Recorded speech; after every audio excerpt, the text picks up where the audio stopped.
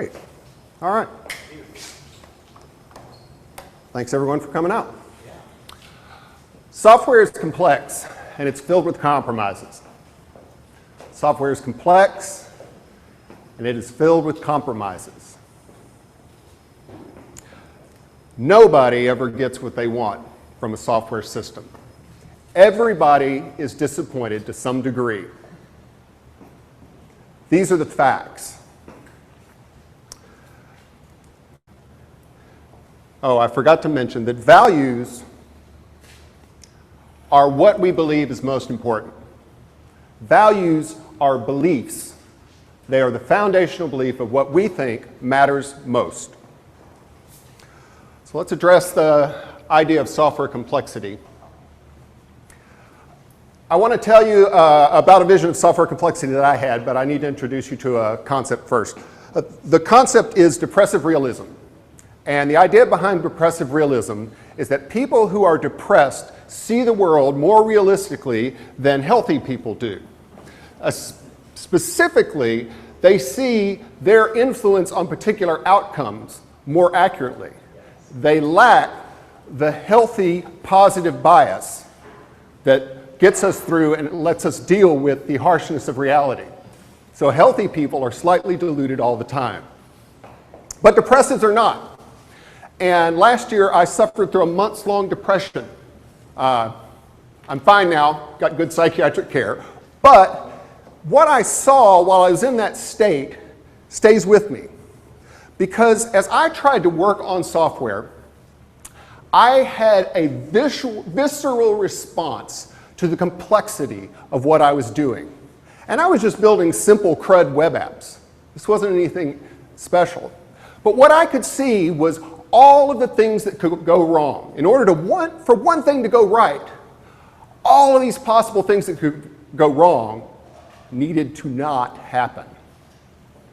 And I think that this is how people who are not developers see what we do. Because when you talk to them about what you do, they're like, how do you keep all of that in your head? How do you understand? And we kind of get accustomed to it. But the fact is that what we do is terribly complex all of the time. It doesn't go away, we just delude ourselves slightly with our positive bias that software complexity doesn't exist at the scale that it does. And the way that we cope with this is we use things like encapsulation and abstraction and all of these ways so that we don't have to see the full complexity of a system. We can break it down and we can isolate the parts we don't need to think about at this time behind interfaces or various data structures, and we can cope with the complexity in that way. And that's how we operate. We try to break things down as far as we can, and then we cope with what's left. So that's the complexity of software. But software is complex and filled with compromises. Let's talk about compromise for a moment. Compromise is driven by constraints. Constraints force us to make compromises. If you are working on a system that has no constraints, you're not building software, you're creating art. They're very different things. If you need an example of this, you should read the book Dreaming in Code, because talent and skill are not enough to make software happen.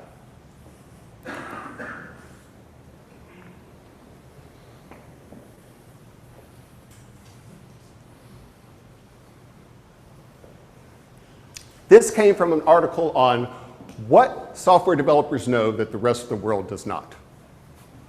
And we know this is a fact. The very best systems are filled with sloppy hacks. And if they're working, we don't touch them if we're smart. So constraints are discussed certain ways. Here's one that I like. It's rather lighthearted. Pick two. So the constraint is, the compromise is, I'm going to give up fast in order to get good and cheap, etc. But software is complex and filled with compromises. We have to make some sort of compromise. Another one is known as the iron triangle. And here we don't get to give any of these three up. But if we decide that we want to expand the scope and add more features, then the budget grows and so does the schedule. They're welded together. They're iron.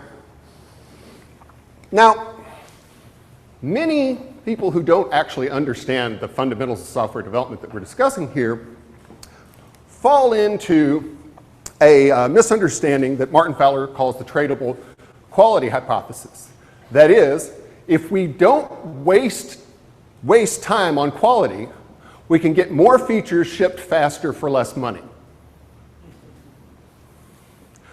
Well, I can understand why people might think that, but Fowler responds to that with what he calls the design stamina hypothesis. And I think that this is what we all know in this room. That is, if you want to throw away quality, you can get an early bump in productivity, but your long-term maintenance is going to be a lot worse.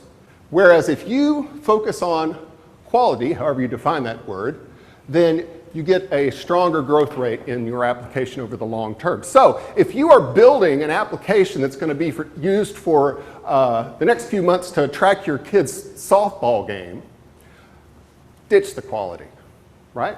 It's got no long-term viability. That makes perfect sense. You know what compromise to make. But if the system is going to be around for a long time, then you're going to have to compromise less on quality. Now, I haven't defined quality, and so I'm going to make a distinction between quality and design that is artificial, but it allows us to discuss this better. And that is that quality is building it right, and design is building the right thing. And that's how we're going to discuss things going forward. So, in my experience, quality has a minimum acceptable threshold. Given your domain, given the technology you're in, given the constraints of the system, there is a minimum acceptable threshold for quality. If you believe that quality is an absolute value and you must always build the most perfect code you can, I don't want you on my team. You're going to slow us down. You're going to make it difficult for us to make important decisions and compromises. So we have a speed limit. We need to know how fast we're going to go. And in order to go at that velocity, we're going to have to set our code quality, internal code quality, building it right, at a certain threshold. Oh, I already covered that. I like this.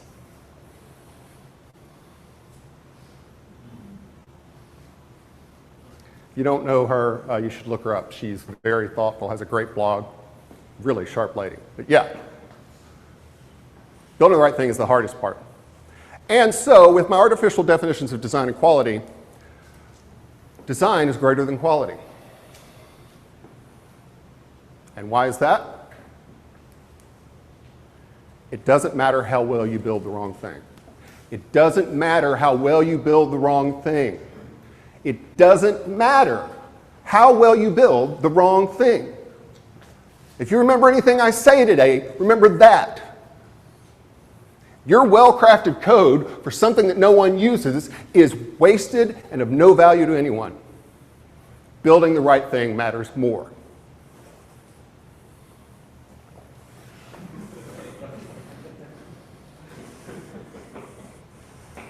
I've worked on systems like that. I once worked on a point-of-sale system for a country club.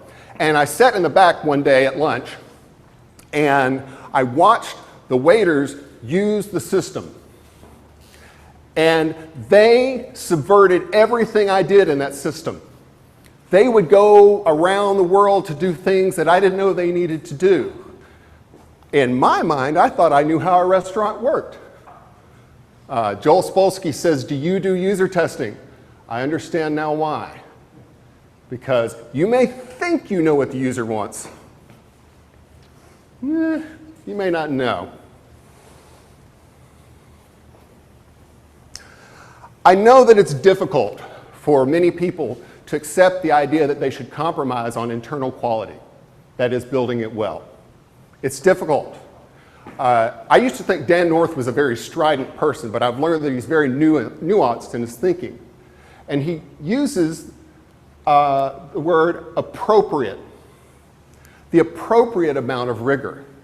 And you're going to have to discuss that on your team to decide what the appropriate amount of rigor is. And that's going to be guided by your values. What matters most in the current system at this time? Talked about that already. My favorite tautology. Good enough is good enough.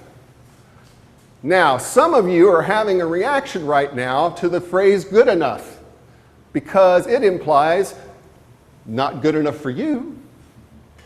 Kind of crappy, right? Just good enough. Well, doesn't matter how well you build the wrong thing. I've worked on a number of systems that were very successful that were built by domain experts that taught themselves programming. These systems were disasters internally, but they built the right thing and they were very successful. They were successful enough that they could hire a consultant to come in and clean it up. Building the right thing matters more than building it well.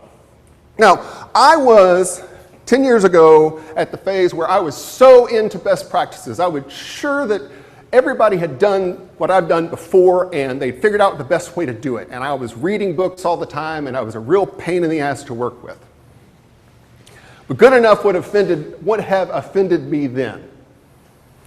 And my favorite keepsake of that period in my career is a job reference that a friend of mine, who was my boss at the time, gave. He told a potential employer of mine this.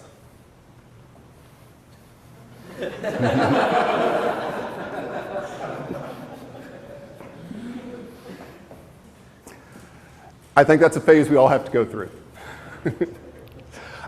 So now that we've established that building the right thing matters most, how do we get to building the right thing? This is a value, and I'm asserting it, that building the right thing matters more. How do we find a way to build the right thing with a minimum acceptable threshold of quality? Well, the answer, surprisingly, is technical debt. Now, I imagine most of you think that technical debt is years upon years of really crappy code piling up, and it's hard to maintain now. Yeah? Technical debt is actually a metaphor coined by a man named Ward Cunningham. If you don't know who Ward Cunningham is, well, he's my biggest hero in software development ever, and you should go on the wiki, which he invented, and look for Ward Cunningham. Technical debt is a process of taking your best understanding of what the system is supposed to do and releasing it to the customer even though you know your understanding is incomplete. You take on a certain amount of debt by putting an incomplete solution in front of a user, but that debt leads, that investment gets you to where you want to go faster, because users can have a hard time telling you what they want, but they're very good at telling you what they don't want. You put something in front of them, they'll say, "What the hell were you thinking?" Right? That's not what I asked for. Even if they sit beside you at the end of a sprint and okay every feature in isolation. But technical debt is a way to dial in on what the system is supposed to be. You dial in on building it right. So you don't over-invest in the internal code quality when you are unsure that you're building the right thing. But after several iterations of getting feedback from the customer and dialing in on what the system is supposed to be, then you can start improving your code quality threshold.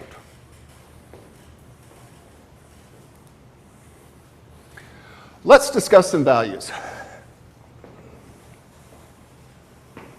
This is, the star Iliades was coined by a man named Kevlin Henney, really sharp guy. And if you are looking for a place to begin the conversation with your team about values, about what matters most to you, and how that's going to affect your choices, then this is a great place to begin this discussion. Because you could pick any one of these and have a great discussion about how that's going to impact the application, the way you do development, and what your system's going to look like in the long term. Next, I have always loved this quote by Larry Wall. If you haven't seen this before, it's one of my favorites. Laziness, impatience, and hubris. Those are Larry Wall's values for a programmer. And I think that's great, but they're all double-edged swords, right? Laziness could mean that you don't like doing things repeatedly and you automate everything you can, right? Or in your code that you practice dry and you don't repeat yourself. But it could also mean you're too lazy to automate it and you just keep doing the same thing over and over again, or you cut and paste code. Double-edged sword. Impatience could mean that you get tired of things that stand in your way and you want to get code to a customer as quickly as possible. And you streamline your process so that you can do that. It also could mean that you get annoyed with people that are less technically skilled than you. Hubris, in the positive sense, could mean you'll take on the most difficult problems and believe you can succeed and persevere and deliver on the most difficult requirements and problems. It could also mean you think you're better than some of the other developers on your team. And I don't want you on my team if you think that. Next, we need to talk about Agile.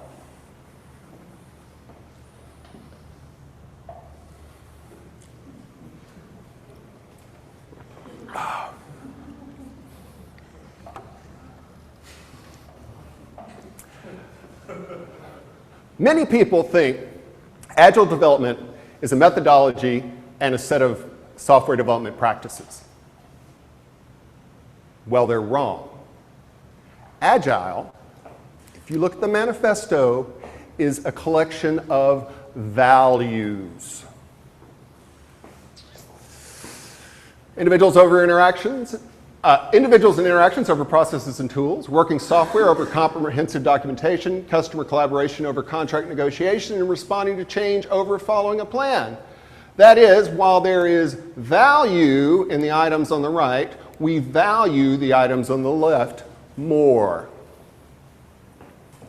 Agile software development is a set of values.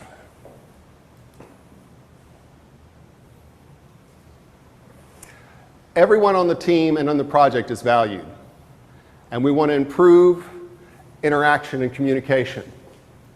We want to remove blocks to communication between the people involved on the team. That's not there's not a practice defined in there. How that is played out in your environment is up to your team. Working software, hopefully, means working software for the user, not for you.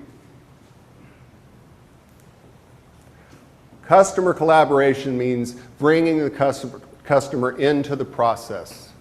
As a consultant, I've been in and out of over a dozen code bases, and I have seen situations where the developers were certain they knew the way things should be, and they didn't bring the customer in until they released the code, which is the wrong time to get that kind of feedback.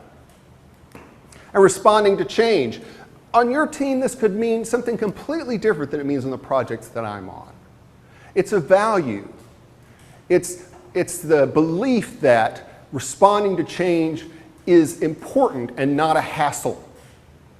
Because on projects, the person that started the project on your client site could leave the company. It's happened. And you're going to have to cope with that and assume that change is going to happen and be ready to cope with those sort of things. If you just sit around angry that things change, you're always going to be angry because it's always going to happen. I personally don't even like talking about agile development with people these days because they're so certain it's a set of practices and a methodology.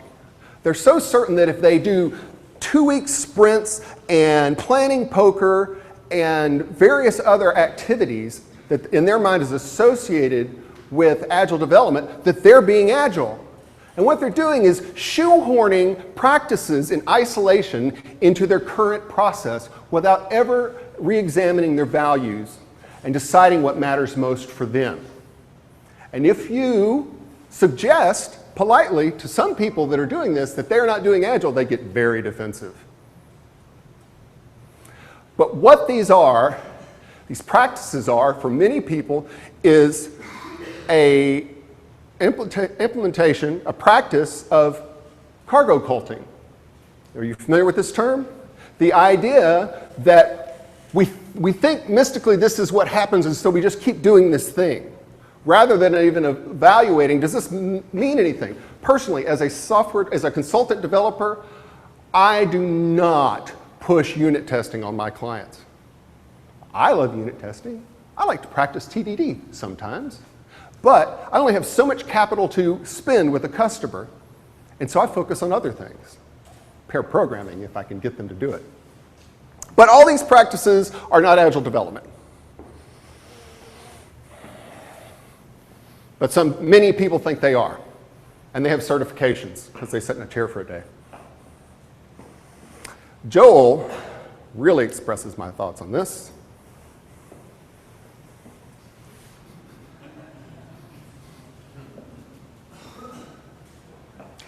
If you have a 4-week sprint and your feature is done at the end of week 2, why are you sitting on it for 2 weeks before you get it to the customer? Are you doing that just because you said in a Scrum Master class and you were told that we release at the end of 4 weeks? Because if you do that, then your process has gotten in the way of you serving your client, or your customer, or your user. All right, at this point, I feel like we need to discuss software craftsmanship because it's out there. So let's do that.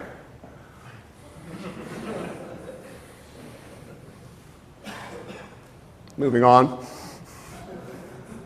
No, actually, I think it's worth unpacking what the software craftsmanship movement says that they're about.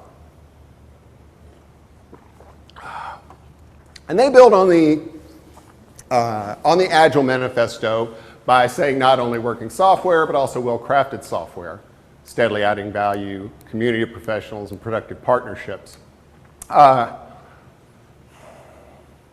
It's kind of empty rhetoric to my mind, but let's look at it.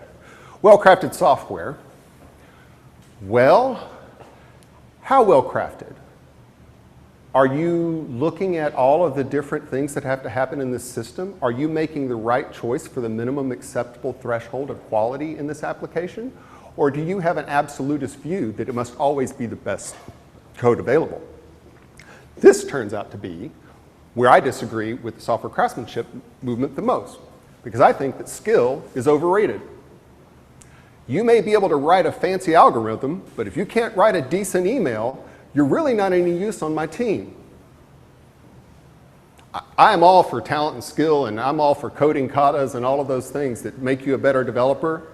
But if you overvalue well-crafted software, you're going to be a source of friction on any team I'm on. Steadily adding value, yes. I've read about these things and I've tried to understand what they had in mind, but it just seems like a happy thing to say. I mean, if you understand the Agile Manifesto and the 12 principles that come out of it, steadily adding value is very much part of that. Community of professionals, well, I can totally get behind that. I mean, I obviously come and speak at events like this. I'm involved in user groups. I try to mentor people wherever I can. So I'm all for that. But if by community you mean you're going to build a guild of software developers, which just really reminds me of the Masons or something, then I don't want to be any part of that. Productive partnerships, Yes. Okay, I don't know. I've looked up, I've tried to read about it, and productive partnerships is okay.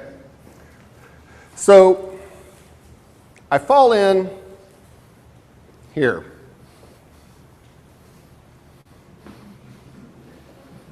But I'm okay with that because I honestly can't find any use in the values they profess, and I'm actually very concerned about well-crafted code because I think it overemphasizes one aspect of what we as developers love to do. That is our favorite part of software development. And if we get too wrapped up in that, then we aren't delivering value because we are in a helping profession. Our job is to serve other people. And if we get too caught up in our cool hacks, we completely lose sight of that. Also, I found out from someone in the software craftsmanship movement that they gather for a dojo, and a master stands at the front of the room silently and does a code kata, like it's performance art. I'm sorry, I just find it so ridiculous.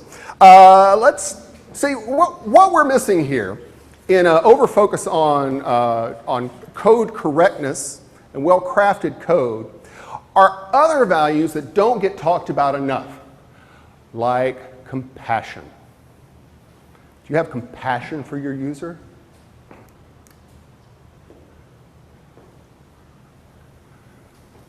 Kit Beck's been around. He's seen a few things.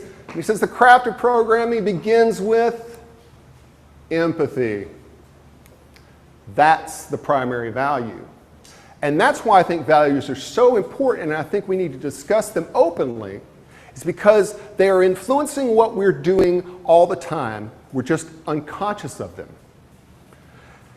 And the way to become conscious of your implicit values is to look at the places that you've compromised. Software is complex and it's filled with compromises. If you look at the places that you have chosen to compromise, it will tell you what matters most to you.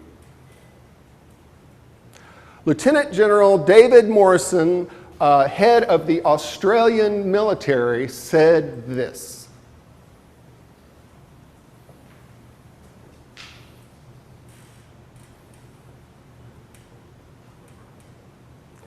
software is complex and it's filled with compromises. Choose your compromises well. Thank you.